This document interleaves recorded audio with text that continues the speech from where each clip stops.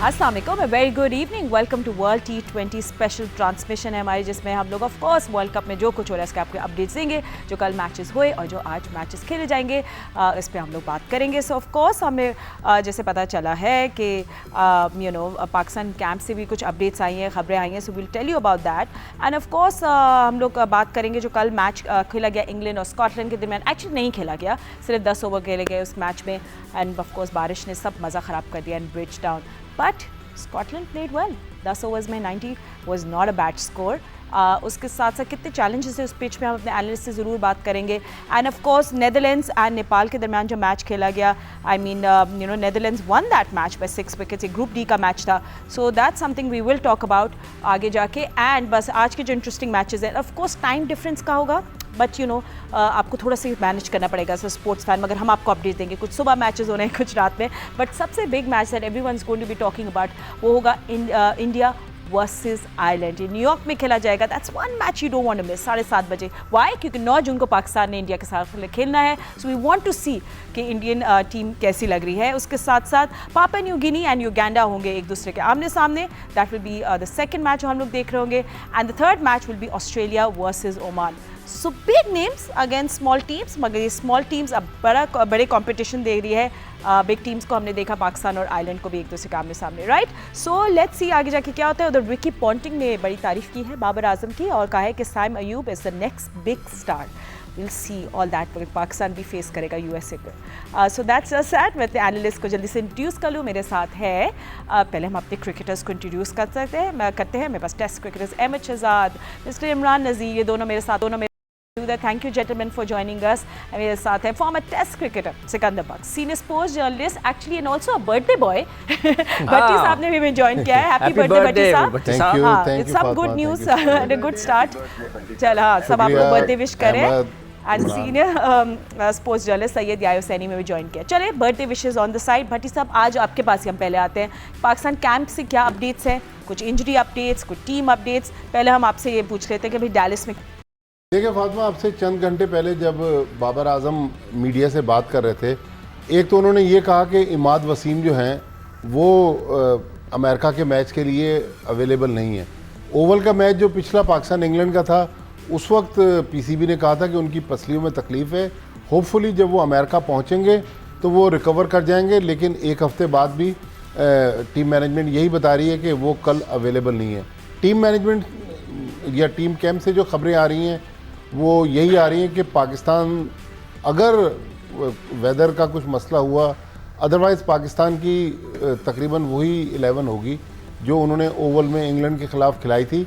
लेकिन बाबर आजम ने, मेरा ख्याल वो जो सिक्कू भाई अक्सर कह रहे थे ना, उन्होंने हमारा पहले ही माइंड मेकअप कर दिया। उन्होंने कहा हाई स्कोरिंग मैचेस नहीं होने जा रहे इस टूर्नामेंट में, तो आप जहनी तौर पे तैयार हो जाएं कि पाकिस्तान जो है वो कोई बहुत बड़ा कारनामा अंजाम नहीं देगा। अगर पाकिस्तान की वो 11 फातिमा देखी जाए जो पिछले मैच में थी, तो वही बाबर आजम और रिजवान ने इनिंग्स ओपन की।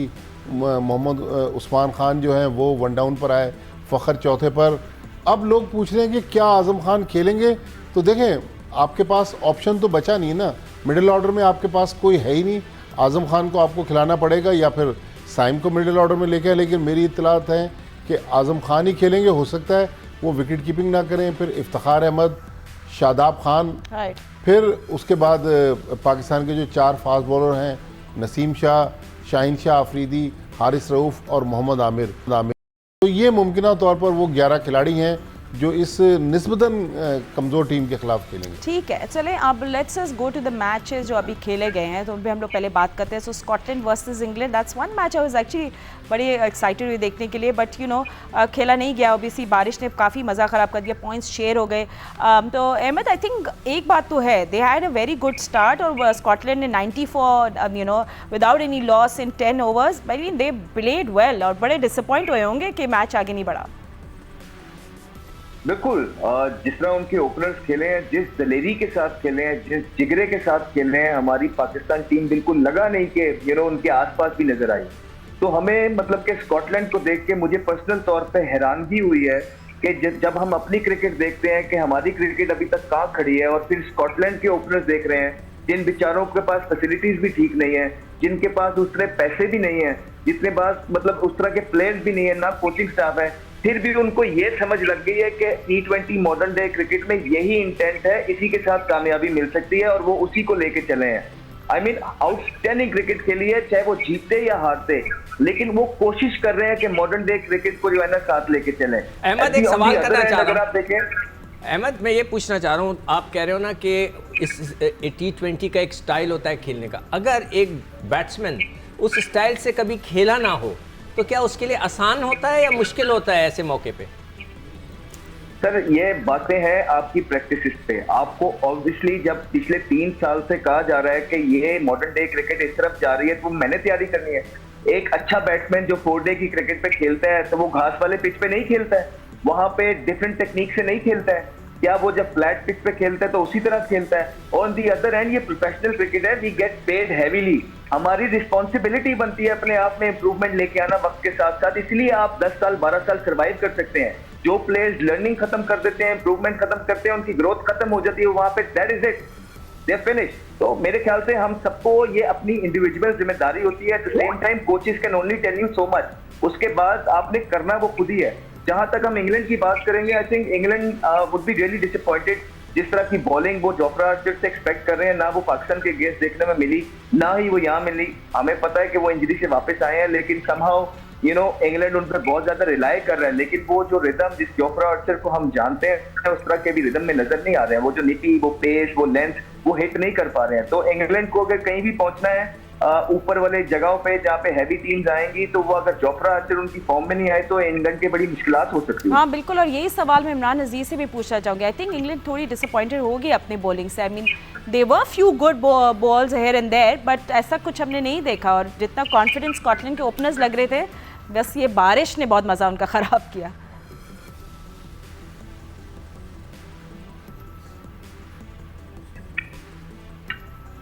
अच्छा ठीक है इमरान, आपको अपना माइक ऑन करना पड़ेगा। सो आई थिंक आपका बंद है आपका माइक। हेलो, जी अब आपकी आवाज आ रही। जी आप शुरू कर सकते हैं। देखिए बात करते हैं, और देखिए जब तक आप सीखेंगे नहीं, प्रैक्टिस से ऐसी नहीं करेंगे जो आपको मैच में रिक्वायर्ड हो। ये क्रिकेट में जो एक्सक्यूजेज एज ए क्रिकेटर मैं कभी भी एक्सक्यूजेज को नहीं मानूंगा। उसकी वजह क्या है कि देखिए आपको जॉब दी जाती है एज ए ओपनर, आपने किस तरह खेलना है, और फिर अगर मिडल ऑर्डर में आते हैं तो आपने किस तरह खेलना है। और ये सारी चीजें बाकी टीमों को, आप स्कॉटलैंड को देख ले, आयरलैंड को देख ले, नेपाल को देख ले, युगांडा, व्हाटएवर जितनी भी टीमें हैं, उन्होंने प्रैक्टिसेस करके आए हैं और वो नजर आ रहे हैं कि हमने T20 खेलनी है। अब जब T20 किस तरह खेलनी है, 6 ओवर किस तरह खेलनी है, ये सारी चीजें आपको ऑलरेडी पहले प्रैक्टिस में। हाँ, ये एक्सक्यूज नहीं है कि यार आज का पिच ऐसा बना है या नेक्स्ट मैच में ऐसा बनेगा कि अभी यहाँ पे 150 से ज्यादा रन नहीं हो सकते। तो ये सारे चीजें पहले के आप जब तक ग्राउंड में जाए, पिच को रीड करें कि आज का पिच कैसा है और जो पिच के मुताबिक ही खेलना चाहिए। जैसा साउथ अफ्रीका या श्रीलंका का, और बहुत सारे ऐसे व्यूज आए, बयान आए कि जी यहाँ के पिच ऐसे नहीं होना चाहिए, लोगों के और भाई यार जो क्रिकेट का स्टाइल है, जैसी क्रिकेट हो, आपको बड़ा प्लेयर वही होता है जो क्रिकेट को पिच रीड करके खेले, और आपको वैसे ही ऑन द पॉइंट जो है वैसे ही क्रिकेट खेलनी चाहिए, ना कि आप एक्सक्यूजेस। क्रिकेट में मैं एज ए क्रिकेटर कभी भी एक्सक्यूज नहीं मानूंगा। अच्छा, और ये चीज इमरान बहुत अच्छे से सुन के आ रहे हैं कि जब तक आप ऊपर से किसी तरह लाठी चार्ज आप नहीं करेंगे, जिस तरह स्कॉटलैंड देख ले, इतनी हैवी तगड़ी बॉलिंग के अगेंस्ट उन्होंने जो बैटिंग की, उनका प्रिपरेशन लग रही थी, पता चल रहा था कि ये लोग मैच कुछ करने आए हैं। उन्होंने इतनी टॉप क्लास बॉलिंग, जब आर्चर जिस तरह एमएस बोल रहे हैं, वुड की बॉलिंग देख ली, उन्होंने उनको बिल्कुल ही वन साइडेड कर दिया। और अनफॉर्चुनेटली कि बारिश की वजह वो मैच नहीं हुआ, लेकिन अगर मैच होता तो मेरा ख्याल है कि बहुत दिलचस्प होता कि किस तरह पिच किस तरह बिहेव करती लेटर ऑन। अगर काश चेज होता तो मजा आता वैसे देखने में। जी भट्टी साहब कुछ कह रहे हैं?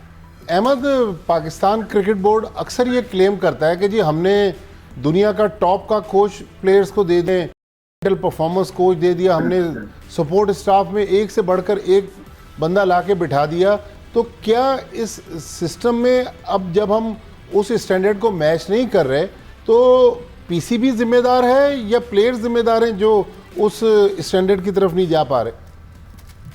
देखिए, प्लेयर तब इंप्रूवमेंट करता है साहब जब वो मान ले जब प्लेयर यहाँ से मान ही नहीं रहा है कि हमें इस तरह की मॉडर्न क्रिकेट खेलनी है और रिस्क लेने हैं, तब उसका कुछ नहीं हो सकता।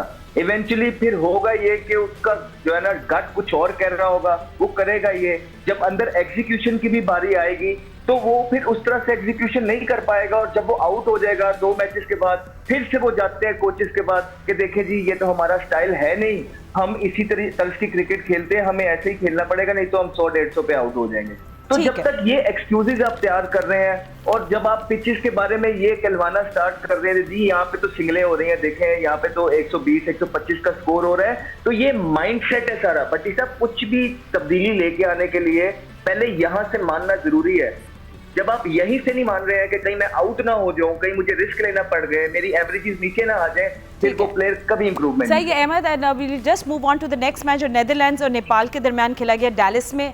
I mean, I don't know if वो असली में डैलस में खेला गया, क्योंकि the crowd was completely one-sided। इतने सारे नेपाल के सपोर्टर्स थे, that was amazing to watch। I mean, ऐसा लग रहा था वो अपनी होम ग्राउंड में खेले। And anyway, low scoring match था, 6 विकेट से नेदरलैंड्स जीत गया। Tom Pringle was the player of the match with 3 for 20, and group D का ये मैच था। So you know, we are talking about that as well। And Sikku, I think Netherlands ने अच्छी bowling की, 3 wickets ली इन power play. Actually Netherlands जो है वो उसके काफ़ी लड़के जो है ना इंग्लैंड में जाकर लीग्स वगैरह खेलते हैं, काउंटीज़ भी खेलते हैं, तो वो थोड़े ज़्यादा एक्सपीरियंस है कंपेयर टू नेपाल। मगर जैसे आपने कहा, मैं भी पहले समझा ये एक मैच कहीं और हो रहा है, ये I had to double check। पहले इतना क्राउड और एक ही ड्रेस में पहने हुए, सब ने वही शर्टें पहनी हुई थी, बड़ा अच्छा लग रहा था। It was looking very nice. मगर ये कि मैं पहले थोड़ा हुआ, फिर मैंने कहा ये तो वर्ल्ड कप का मैच हो रहा है, तो ये सारे वही एक ही लोग हैं। फिर थोड़ा सा नेपाल को ये भी फ़र्क पड़ा, उनको जो एक राइट आर्म लेग स्पिनर था संदीप लेमेचाने, उसको जो है वीज़ा ही नहीं दिया अमेरिकन ने, पता नहीं क्यों नहीं दिया। They had a ban उसके पता, I don't know, because of that rape case या whatever। केस में तो फिर हाई कोर्ट ने बरी कर दिया ना। हाँ, उसको तो बरी किया, मगर अमेरिकन ने क्यों नहीं दिया उसको, सबको दे दिया, उसको नहीं दिया, तो there must be some reason. तो हो सकता है उससे भी उनकी हमें इतना डिटेल्स नहीं पता है, डिटेल की बात नहीं है, सिर्फ मैं उसकी टीम की बात है। नहीं, उनकी टीम कमजोर हो गई ना, एक सुपरस्टार है वो। लेकिन फातिमा फिर वो जो कैच आखिर में छूटा ना, बच्चे सब 3 ड्रॉप कैचेस थे, जो फाइनल बॉलिंग अच्छी कराई थी नेपाल ने, ड्रॉप किया, हाँ। वो मेरे ख्याल डिसाइसिव कैच था। वहां से वही लड़के, उसने बाद में 6 भी मारा, 2 चौके भी मारे, वहां से फिर उसने वन साइडेड मैच जी। एंड या आई मीन जो नेपाल के हम लोग बात कर रहे थे, I think they did actually ball well, very well, बड़ी अच्छी बॉलिंग कराई थी। मगर वही जो भट्टी साहब कह रहे हैं, 3 कैचेस ड्रॉप किया, एंड यू नो अगर ये कैचेस ड्रॉप नहीं होते तो ऑफ कोर्स गेम थोड़ा सा डिफरेंट होता, थोड़ा नेदरलैंड्स भी आ जाती, यू नो, अंडर प्रेशर में आ जाती। फातिमा, और इस टूर्नामेंट में जिस तरह मैं पहले भी आपको कह चुका हूं कि जो छोटी टीमें हैं उनका छोटी टीमों के साथ ही मुकाबला है। अभी आप थोड़ी देर पहले बारबाडोस की बात कर रहे थे कि कल स्कॉटलैंड ने फ्लाइंग स्टार्ट दिया, तो उसके पीछे एक सोच थी। उसके पीछे सोच यही नहीं थी कि जाती वो अटैक करेंगे, उसके पीछे सोच ये थी कि उनको इस बात का बेहतरीन अंदाज में इदराक था कि क्लाउडी कंडीशंस हैं और इस मैच में ओवर भी कम हो सकते हैं, इसलिए जाते ही उन्होंने लाठी चार्ज किया। जहां तक बात आप लोग कर रहे हैं अभी थोड़ी देर पहले के कोचिंग स्टाफ के हवाले से, तो बात दरअसल ये है कि फरारी में अगर आप जो है वो ऑल्टो के टाइम लगा देंगे तो फिर कैसे चीजें आगे बढ़ेंगी। कोच तो गैरी कस्टन को लेकर आ गए हैं, लेकिन आपके जो असिस्टेंट कोच हैं जो कि खिलाड़ियों के दरमियान ब्रिज का रोल प्ले कर रहे हैं, अजहर महमूद, उनको तो इस्लामाबाद यूनाइटेड ने कोचिंग से उतार दिया। उन्होंने मिकी आर्थर के साथ क्या काम किया था, उनको आप पाकिस्तान टीम के जो है वो बॉलिंग कोच की हैसियत से, असिस्टेंट कोच की हैसियत से लेकर आ गए। और ये मैं चैलेंज कर रहा हूँ आपको, जो हमारे इस वक्त असिस्टेंट मैनेजर वहाब रियाज साहब हैं, अब्दुल रज़ाक अभी भी अपनी टेप बॉल की क्रिकेट का शौक पूरा कर रहे हैं। मैं तो नेपाल के ड्रॉप कैचेस की बात कर रही थी, ये तो आप कोई और ड्रॉप कैचेस, मैं आपको बता रहा हूँ कि अगर आप आज इनको क्रिकेट बोर्ड से निकाल दें तो ये पीएसएल के लिए अपना नाम दे देंगे कि हमें पीएसएल खिला लें। या हम लोग नेपाल की कैचेस ड्रॉप की बात कर रहे थे, आप तो कहीं और चले गए, कोई और ड्रॉप कैचेस की बात कर रहे हैं। अब डेलिस से वापस आ जाए, यहाँ से डेलिस चले जाए। अच्छा ठीक है इमरान, अच्छा लास्ट क्वेश्चन मैं इमरान से बस पूछ लेती हूँ नेपाल और नेदरलैंड्स का, फिर हम आगे बढ़ेंगे। आई मीन मैं नेपाली कैप्टन की बात सुन रही थी, उन्हें बोला था कि बैटिंग करते हुए यू नो चैलेंजिंग था, कंडीशंस बड़े चैलेंजिंग थे। So I want to know what kind of challenges अगर आपने देखे, क्योंकि अब पाकिस्तान ने भी खेलना है वहाँ, सो आई वांट टू नो कि why do you say that कि इतनी चैलेंजिंग थे कंडीशंस।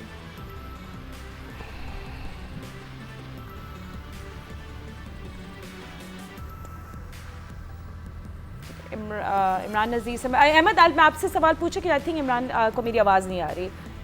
जी से जी पूछिए। बस यही बात करी थी कि नेपाली कैप्टन ने जो बोला ना कि बैटिंग कंडीशंस बड़े चैलेंजिंग थे, so I want to know what kind of challenges, जो आपने अगर मैच भी देखा हो तो you know what kind of challenges do you see that उन्होंने फेस किए?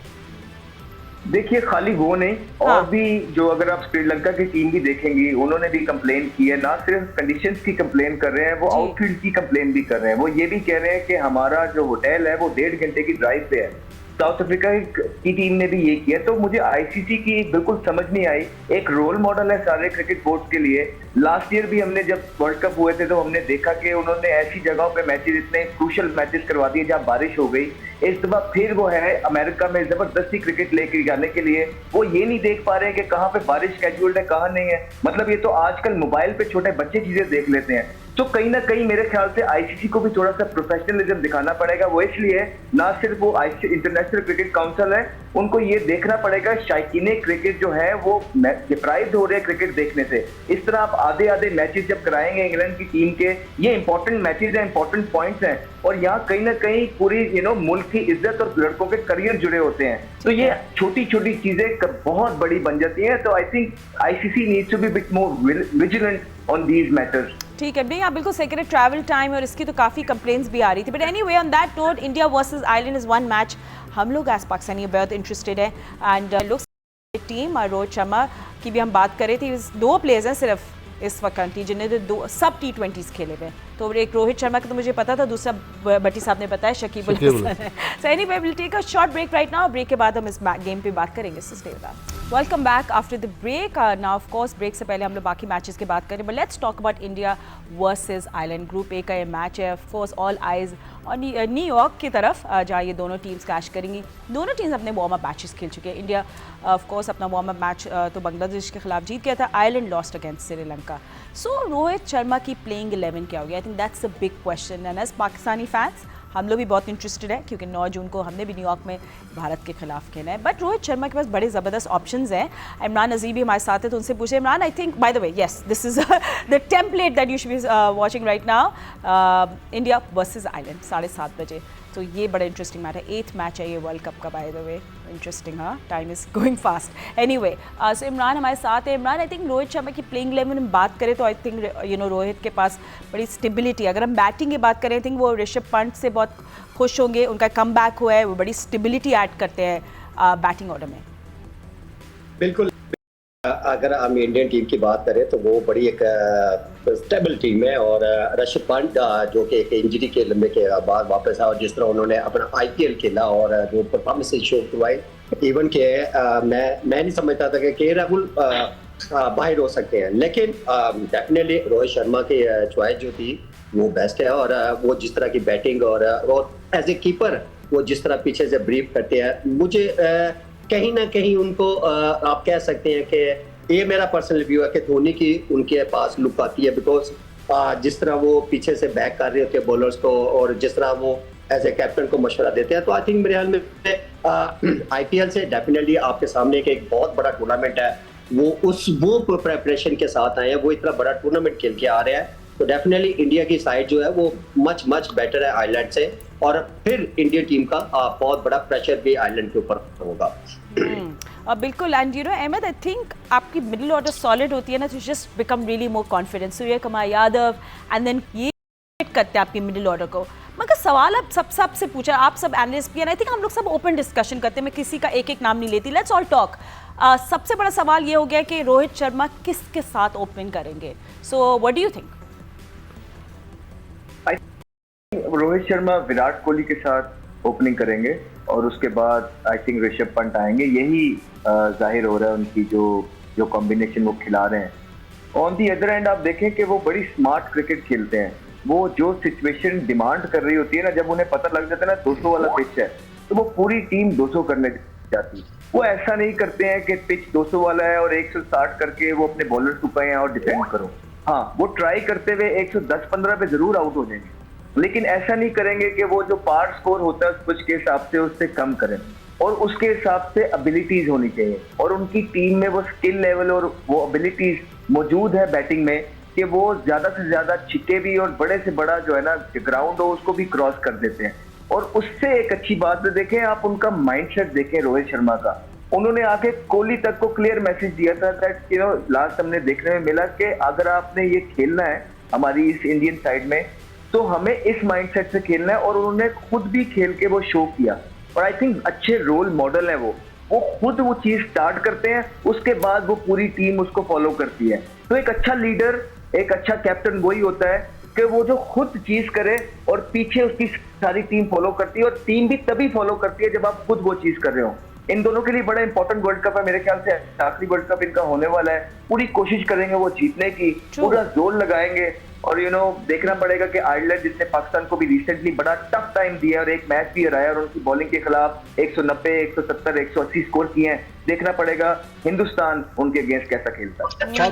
फातिमा देखिए, जो एडवांटेज इंडिया को है कि उनके पास जो दो ऑलराउंडर्स हैं, हार्दिक पांड्या और दुबे, वो दोनों तीखे फास्ट बॉलर्स भी हैं। जब पास दो बैटिंग ऑलराउंडर हैं जो अच्छी बॉलिंग कर लेते हैं तो वो 3 स्पिनर्स अफोर्ड करते हैं। लेकिन मैं अभी सौरव गांगुली का एक स्टेटमेंट पढ़ रहा था जो उन्होंने इंडियन टीम को एडवाइस किया। उन्होंने कहा कि फियरलेस क्रिकेट खेलें। आगे जाके उन्होंने डिस्क्राइब किया कि मैं आप लोगों को फियरलेस क्रिकेट इसलिए कह रहा हूँ कि वर्ल्ड कप फाइनल में जो आपने क्रिकेट खेली थी वो फियरलेस नहीं थी, आपके जहन में ऑस्ट्रेलिया सवार था और आप फाइनल हार गए थे। लिहाजा इस माइंडसेट से भी इंडिया को निकलना पड़ेगा। जिस तरह ऑस्ट्रेलिया के खिलाफ वो वर्ल्ड कप का फाइनल होम ग्राउंड पर अहमदाबाद में 1 लाख के क्राउड के सामने हार गए, लेकिन इंडियन टीम मेरे ख्याल में एक कंप्लीट पैकेज है जिसके पास बैटिंग बहुत अच्छी है, बॉलिंग फास्ट बॉलिंग बहुत अच्छी है, फिर स्पिनर्स उनके पास 3 स्पिनर्स का ऑप्शन है। तो ये मेरे ख्याल में इससे परफेक्ट टीम बन नहीं सकती। And so much to choose from four bowling options या सिक्कू फॉर रोहित शर्मा। मैं अभी यही देख रहा था कि उन्होंने 4 स्पिनर्स रखे हैं, जडेजा को भी है ऑलराउंडर्स में, और 3 उसमें चाहल है, यादेव है और पटेल है, एक्सल पटेल। तो इन्होंने 4 स्पिनर। मैं हमेशा जब भी उनकी टीम देखता हूँ तो सोचता हूँ कि जहन में क्या है कि 3 स्पेशलिस्ट स्पिनर्स और 1 ऑलराउंडर स्पिनर। कोई ना कोई वजह उनको, या तो वहाँ की जो वेस्ट इंडीज़ की पिचेस हैं उनको उसका उनको आइडिया है जिस वजह से वो उन्होंने इस तरह रखा है। और बाकी उनकी वाकई बहुत ही बैलेंस साइड है। अभी वो जो कप्तान का जिक्र कर रहे थे कि एक बहुत ही ज़बरदस्त कप्तान है रोहित शर्मा। वो वर्ल्ड कप से पहले जो कि ODI का वर्ल्ड कप था, मैंने कई दफ़ा बताया है, उनकी सीरीज़ थी शायद बांग्लादेश से, वो 8वें नंबर पे बैटिंग कर रहा था। उसको ये फिक्र नहीं थी कि उसका कोई रैंकिंग गिर जाएगी या उसका कोई रिकॉर्ड रह जाएगा। वो एज अ कैप्टन 8वें नंबर पे बैटिंग कर रहा था और दूसरे बच्चों को ऊपर भेज रहा था। हमारे कप्तान ने तो आज तक नहीं किया, बल्कि मैं डेटा निकलवाने वाला हूँ। मैं फैज़ान से कहूँगा कि डेटा निकाल के दें कि जब से 4 साल से वो ओपन कर रहा है, कितनी दफ़ा वो नीचे बैटिंग करने आया? 1 दफ़ा भी नहीं, शायद 1 दफ़ा भी नहीं। अगर किसी को याद है तो मुझे बताएं। तो एक ऐसा कप्तान, दोनों कप्तानों में जो फ़र्क है वो टीम के लिए, टीम को बनाने के लिए खेल रहा है। हमारा कप्तान सिर्फ अपने लिए खेल रहा है। I am very sorry. That's okay. Let's not get there. We'll talk about India right now. And अब दूसरी बात अगर हम लोग बात करें, I mean of course हमारी नजरें है इंडिया की प्लेइंग 11 क्या होगी, the seniors and the younger team. But Ireland के पास अपने वेटरन है पॉल स्टर्लिंग जो लेजेंडरी है, काफ़ी टाइम से उनके साथ खेल रहे हैं। उनका एक एक्सपीरियंस और थोड़ी सी यंग टीम, तो आई थिंक उनका कॉन्फिडेंस बहुत हाई होगा, स्पेशली जिन्होंने पाकिस्तान के खिलाफ जिस तरह परफॉर्म किया है। सो एज अ टीम वो जिस तरह आज खेलेंगे, इंडिविजुअल परफॉर्मेंस अच्छी है, बट आज उनको सिर्फ ये कंसंट्रेट एज अ टीम क्या इंडिया को टफ टाइम थोड़ा सा दे सकेंगे या नहीं? आई थिंक फोकस आइलैंड का वही होगा। देखिए फातिमा, बिल्कुल आपने ठीक कहा, क्योंकि इस टूर्नामेंट में ये जो पाकिस्तान का ग्रुप है उसमें पाकिस्तान और इंडिया के साथ अगर कोई टीम अगले मरहले में जा सकती है और जो कंटेंडर है वो आयरलैंड की है, तो आज इंडिया के मैच के साथ साथ आयरलैंड के खेलने का अंदाज सबसे इंपॉर्टेंट होगा। और ये वही आयरलैंड की टीम है जो डबलिन में हमारे साथ 3 T20 मैच खेली, पहला जीती, अगले 2 मैच हारी, लेकिन उन्होंने स्कोर बोर्ड पर 180 प्लस हर मैच में लगाए। जहां तक आयरलैंड की टीम की बात है, इस टूर्नामेंट का 2 खतरनाक मैच है, एक अफगानिस्तान बनाम वेस्ट इंडीज और दूसरा पाकिस्तान बनाम आयरलैंड, जो कि 16 जून को फ्लोरिडा में खेला जाएगा। जहां तक आज के मैच की बात है, इंडियन मीडिया इस वक्त बहुत ज्यादा गुफ्तगू कर रहा है, क्योंकि जो 1 जून को भारत और बांग्लादेश का मैच हुआ है इसी न्यूयॉर्क स्टेडियम में, जहां 180 प्लस इंडिया की टीम ने किए, वहां रोहित शर्मा के साथ इनिंग का आगाज करने के लिए संजू सैमसन आए थे और उस मैच में प्लेइंग 11 में रोहित शर्मा ने जो है वो विराट कोहली को नहीं रखा था। इस वक्त इंडियन मीडिया में ये गुफ्तगू हो रही है। कल रात को जो प्रेस कॉन्फ्रेंस की है टीम के कोच राहुल द्रविड़ के साथ भारतीय टीम के कप्तान रोहित शर्मा ने, उसमें उन्होंने वाज़ेह तौर पर यह इशारा दिया है कि वो इस टूर्नामेंट में अपने स्पिनर्स के बजाय अपने ऑलराउंडर्स के ऊपर बहुत ज्यादा डिपेंड करेंगे। तो इंडियन मीडिया में इस वक्त ये डिबेट हो रही है, क्या इसका मतलब ये लिया जाए कि जो उनके प्राइम स्पिनर है युजवेंद्र चहल, उनके ऊपर अक्षर पटेल को इंडियन टीम जो है वो फौकियत देने जा रही है आज जब प्लेइंग 11 का अनाउंसमेंट होगा। सिक्को, आई थिंक इंडिया इतनी कॉन्फिडेंट होगी कि उनका स्टार्ट ऑफ टूर्नामेंट हमेशा बड़ा जबरदस्त होता है। आई थिंक उनके पास रिकॉर्ड है, but being having always excellent start. So let's see, आज हमें थोड़ा सा पता चलेगा कि इंडियन कैंप का क्या मूड है। चल जाएगा। मुझसे पूछ रहे हो? नहीं, हम पूछ रहे, हम जा रहे हैं। Thank you so much gentleman for joining us. आपके एनालिसिस का भी बहुत शुक्रिया and we'll see you tomorrow. Analysis करेंगे एंड देन पाकिस्तान फेस करेगा यूएसए को। You don't want to miss that. Thank you so much for watching. अल्लाह हाफिज़।